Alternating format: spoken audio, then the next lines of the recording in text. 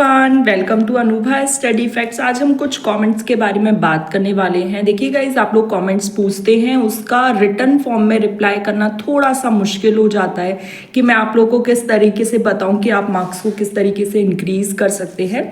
तो ये कुछ कमेंट्स हैं, आज इनके मैं वन बाई वन रिप्लाई करूंगी।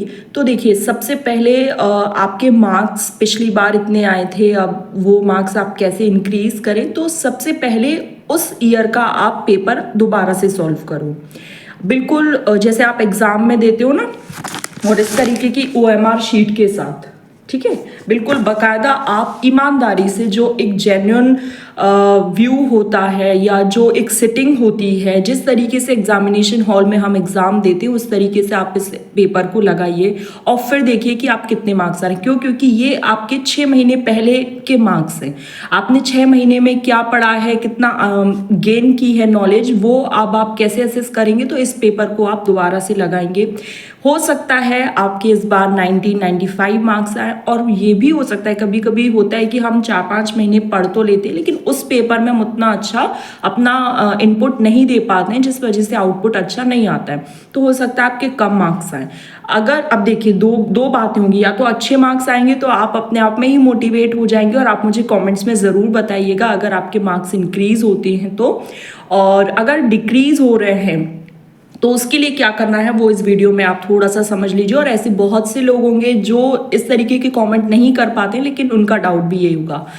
आप क्या करेंगे, जैसे जब आपने पेपर दिया तो CDP के 30 क्वेश्चन, लैंग्वेज के 30 क्वेश्चन, EVS के और मैथ्स के 30 क्वेश्चन रहेंगे। तो जब आप OMR में फिल करेंगे, तो जब आप उनकी मार्किंग करेंगे तो आप, जैसे सीटेट में तो क्या इकट्ठे मार्क्स आते हैं कि 110, 115, 120 या 95, जितने भी मार्क्स आते हैं। आप क्या करेंगे, CDP के 30 क्वेश्चंस हैं, उनकी आंसर की देखकर सपोज लिखें, उसमें आपके आ गए 18 मार्क्स, जितने भी आप लोगों के आते हैं। इंग्लिश में सपोज आ गए 16 मार्क्स, EVS में आ गए 20 मार्क्स, इस तरीके से जो भी मार्क्स आ रहे हैं। और सपोज मैथ्स में आए केवल 11 मार्क्स, ठीक है। आप समझ ना मैं जो कहना चाह रही हूँ। तो वो क्या, आप जब इंडिविजुअल सब्जेक्ट्स की मार्किंग करेंगे तब जाके आपको पता चल पाएगा कि आपका कौन सा सब्जेक्ट वीक है।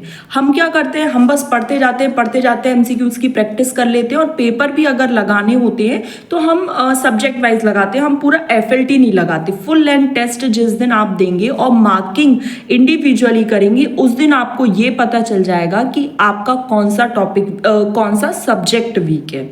आपको सपोज पता चला कि आपका इंग्लिश वीक है, ठीक है, तो आपको ये भी पता चल जाएगा कि भाई 15 मार्क्स की पेडागॉजी आती है और 15 में 2 पैसेज आते हैं। तो फिर उसकी इंटरनल मार्किंग करो कि मेरे पेडागॉजी में 15 में से 7 और 8 मार्क्स आते हैं या 11, 12, 13 तक आ जाते हैं। उस तरीके से जब आप इतनी गहराई में जाएंगे, देखो 1 से 2 पेपर को तो आपको इतनी गहराई में एनालिसिस करना पड़ेगा, क्योंकि यहाँ बैठे अगर मैं कोई स्ट्रेटेजी शेयर भी कर दूंगी, लेकिन मुझे क्या पता कि आपका कौन सा टॉपिक वीक है। आप लोग समझ रहे हैं? अगर आपके वीक टॉपिक्स पर आपको खुद को पकड़ बनानी है तो आपको किस तरीके से फाइंड आउट करना है वो आज इस वीडियो में आप बहुत अच्छे से समझेंगे। फिर आया था ये कमेंट कि भाई हम लोग जो मॉक लगाते हैं उसमें तो हमारे इतने मार्क्स आ जाते हैं, लेकिन जब एग्ज़ाम देने की बारी आती है, एग्ज़ाम हम देते हैं तो इतने मार्क्स नहीं आ पाते। अगर आपके साथ ऐसा बार बार हो रहा है तो उसके लिए आपको ये करना पड़ेगा कि सबसे पहले जो आप मॉक दे रहे हैं वो कहाँ से दे रहे हैं।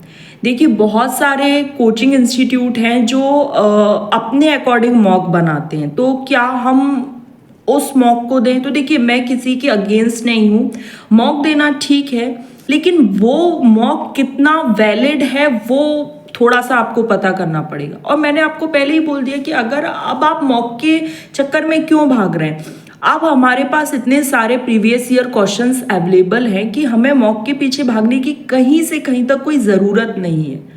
तो अगर आप इस तरीके की प्रिपरेशन कर रहे हैं, अगर आपको लग रहा है कि मेरे आज 100 आ रहे हैं किसी मॉक में या किसी टेस्ट में, किसी प्रीवियस ईयर क्वेश्चन में, तो कॉन्टिन्यूअस आप उसको लगभग 4-5 प्रीवियस ईयर क्वेश्चन लगाओ, जानो कि किस तरीके से क्या कमी रह रही है, कहाँ पर आपको क्या पूरा करना है, क्या नहीं करना है, वो सब थोड़ा सा देखो।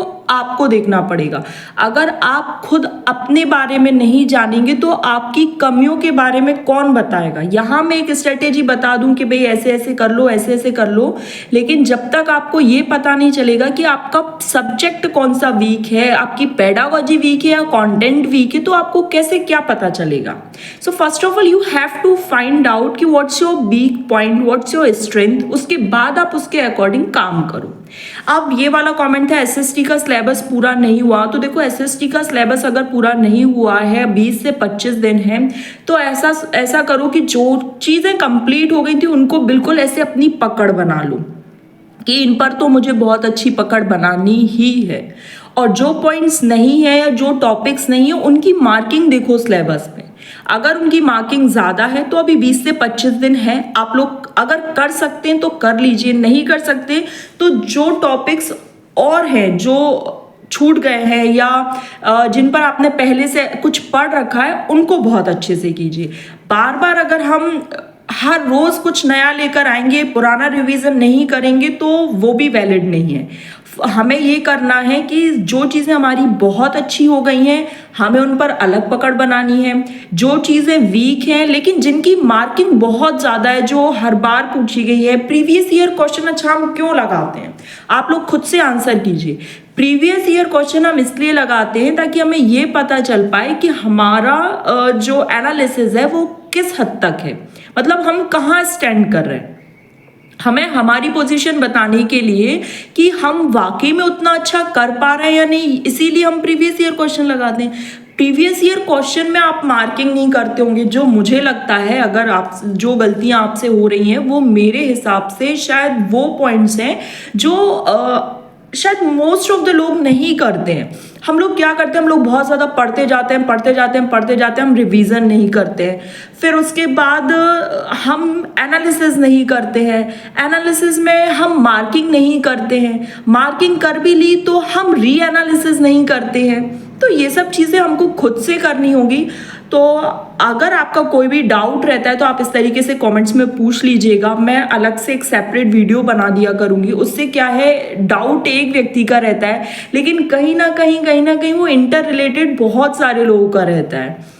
और भी अगर कोई डाउट रह गया है तो आप मुझे एक बार से रिमाइंड करा दीजिएगा और पूछ लीजिएगा वीडियो किसी भी वीडियो के कमेंट्स बॉक्स में, तो मैं आप लोग की अगर हेल्प कर पाऊँ तो ये मेरे लिए बहुत अच्छी बात होगी, क्योंकि मैं इस बार चाहती हूँ कि ऑफलाइन पेपर हो रहा है सीटेट करना, जाने अगली बार किस तरीके का क्या मोड आएगा, ऑनलाइन मोड आएगा, ऑफलाइन मोड आएगा, 9 to 12 का ये क्या करेंगे, वी डोंट नो एनीथिंग। तो इस बार हमारा सीटेट क्लियर होना बहुत ज़रूरी है। Wish you all the very best guys. आप लोग अच्छे से पढ़ाई कीजिए, कोई भी और डाउट रह जाता है तो पूछ सकते हैं। और इंग्लिश और हिंदी पेडागोजी की हम लोग सीरीज अपने चैनल पर ला रहे हैं, सॉरी हिंदी नहीं, ईवीएस और इंग्लिश पेडागोजी की हम लोग सीरीज अपने चैनल पर ला रहे हैं। और अगर आप लोग को सेशंस पसंद आए, कोई भी हेल्प, कोई भी टिप्स, कोई भी इंफॉर्मेशन अगर पसंद आती है तो आप ज़्यादा से ज़्यादा शेयर कीजिए। बाद बाकी आप लोग खुद से ही समझदार हैं, लाइक कर सकते हैं, सब्सक्राइब कर सकते हैं। चलिए फिर हम नेक्स्ट सेशन में मिलेंगे। Thanks for watching this video.